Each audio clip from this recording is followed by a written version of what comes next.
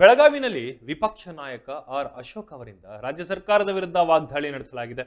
ಬೆಳಗಾವಿ ಜಿಲ್ಲೆಯಲ್ಲಿ ಇಂದು ಮಾಜಿ ಉಪಮುಖ್ಯಮಂತ್ರಿ ಹಾಗೂ ವಿಪಕ್ಷ ನಾಯಕ ಆರ್ ಅಶೋಕ್ ಅವರು ರಾಜ್ಯ ಸರ್ಕಾರದ ವಿರುದ್ಧ ತೀವ್ರ ವಾಗ್ದಾಳಿಯನ್ನು ನಡೆಸಿದರು.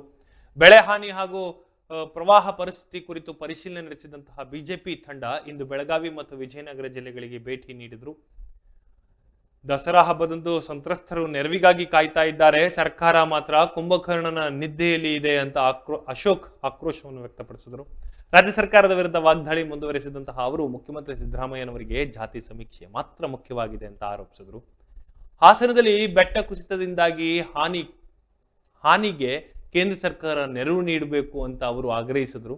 ಆದರೆ ಕಳೆದ ಹಲವು ವರ್ಷಗಳಿಂದ ಇದೇ ಡೈಲಾಗ್ ಹೊಡ್ಕೊಂಡು ಬರ್ತಾ ಇದ್ದಾರೆ. ಆದರೆ ಕೇಂದ್ರ ಸರ್ಕಾರ ಅಥವಾ ಕೇಂದ್ರ ಗೃಹ ಸಚಿವರು ಮತ್ತು ಕೃಷಿ ಸಚಿವರು ಭೇಟಿ ಮಾಡಿ ಪರಿಹಾರ ಕೇಳುವ ಗೋಜಿಗೆ ಹೋಗ್ತಾ ಇಲ್ಲ ಅಂತ ಅಶೋಕ್ ಟೀಕಿಸಿದರು.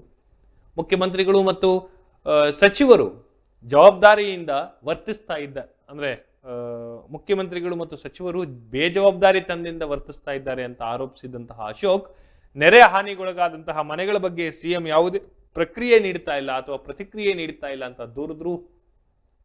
ತಾವೇ ಮುಖ್ಯಮಂತ್ರಿ ಸಿದ್ದರಾಮಯ್ಯ ಎಂದುಕೊಂಡಿರುವಂತಹ ಅವರು ಯಾವಾಗ ನೆರೆಪೀಡಿತ ಪ್ರದೇಶಕ್ಕೆ ಭೇಟಿ ನೀಡ್ತೀರಿ ಅಂತ ಸ್ಥಳೀಯ ನಾಯಕರುಗಳು ಪ್ರಶ್ನಿಸ್ತಾ ಇದ್ದಾರೆ ಅಂತ ತಿಳಿಸಿದರು. ಜವಾಬ್ದಾರಿಯುತ ಸರ್ಕಾರವಾದ್ದರಿಂದ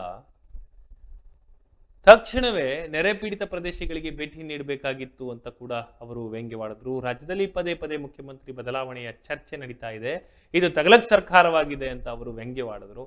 ಕಾಂಗ್ರೆಸ್ ಸರ್ಕಾರ 80% ಕಮಿಷನ್ ಪಡಿತಾ ಇದೆ ಅಂತ ಗುತ್ತಿಗೆದಾರರ ಸಂಘ ಹೇಳಿದೆ. ಲೂಟಿ ಮಾಡಲು ಎಲ್ಲ ಸಚಿವರು ಕಾದು ಕುಳಿತಿದ್ದಾರೆ ಎಂದು ಆರ್ ಅಶೋಕ್ ಗಂಭೀರ ಆರೋಪಗಳನ್ನು ಮಾಡಿದ್ರು. ಬಿಜೆಪಿ ಪಕ್ಷವು ಸಂತ್ರಸ್ತರಿಗೆ ಬೆಂಬಲ ನೀಡಲು ಸಿದ್ಧವಾಗಿದೆ ಅಂತ ಅವರು ಭರವಸೆಯನ್ನು ನೀಡಿದರು. ರಾಜ್ಯದ ಬೆಳೆ ಹಾನಿ ಬಗ್ಗೆ, ಪ್ರವಾಹದ ಬಗ್ಗೆ ಕರ್ನಾಟಕ ಬಿಜೆಪಿ ವಿರೋಧ ಪಕ್ಷದ ನಾಯಕನಾಗಿ ನಮ್ಮ ತಂಡ ಪೂರ್ತಿನೂ ನಾವೆಲ್ಲರೂ ಕೂಡ ಬೆಳಗಾವಿ ಮತ್ತು ಬಿಜಾಪುರ ಭಾಗದಲ್ಲಾಗಿರ್ತಕ್ಕಂಥ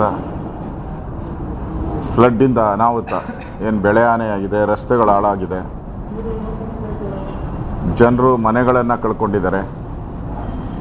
ಯಾರು ದಸರಾ ಹಬ್ಬ, ನವರಾತ್ರಿ ಹಬ್ಬವನ್ನು ಮನೆಗಳಲ್ಲಿ ಆಚರಣೆ ಮಾಡಬೇಕಾಗಿತ್ತು,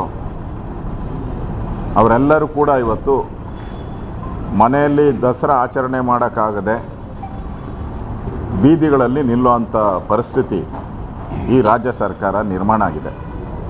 ಈ ರಾಜ್ಯ ಸರ್ಕಾರ ಒಂದು ರೀತಿ ಕುಂಭಕರ್ಣ ನಿದ್ರೆಯಲ್ಲಿ ಮಲಗೋಗಿದೆ. ಇದಕ್ಕೆ ಮಳೆ ಬರೋದೂ ಗೊತ್ತಾಗಲ್ಲ, ಬಿಸಿಲು ಬರಗಾಲ ಬರೋದು ಗೊತ್ತಾಗಲ್ಲ,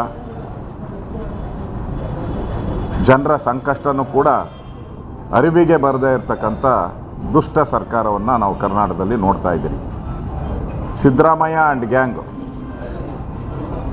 ಇವರಿಗೆ ಒಂದೇ ಒಂದು ಜ್ಞಾಪಕ ಬರೋದು ಜಾತಿಗಳ ಮಧ್ಯೆ ವೈಮನಸ್ಯ ಮಾಡೋದು, ಧರ್ಮಗಳ ಬಗ್ಗೆ ಬೆಂಕಿ ಹಂಚೋ ಸಿದ್ದರಾಮಯ್ಯ ಇವತ್ತು ಕರ್ನಾಟಕದಲ್ಲಿ ಒಬ್ಬ ಮುಖ್ಯಮಂತ್ರಿಯಾಗಿ ಕಳೆದ 1 ತಿಂಗಳಿಂದನೂ ಕೂಡ ರಾಜ್ಯದಲ್ಲಿ ವಿಪರೀತ ಮಳೆಯಿಂದ ಬೆಟ್ಟ ಕುಸಿತ ಆಗಿದೆ.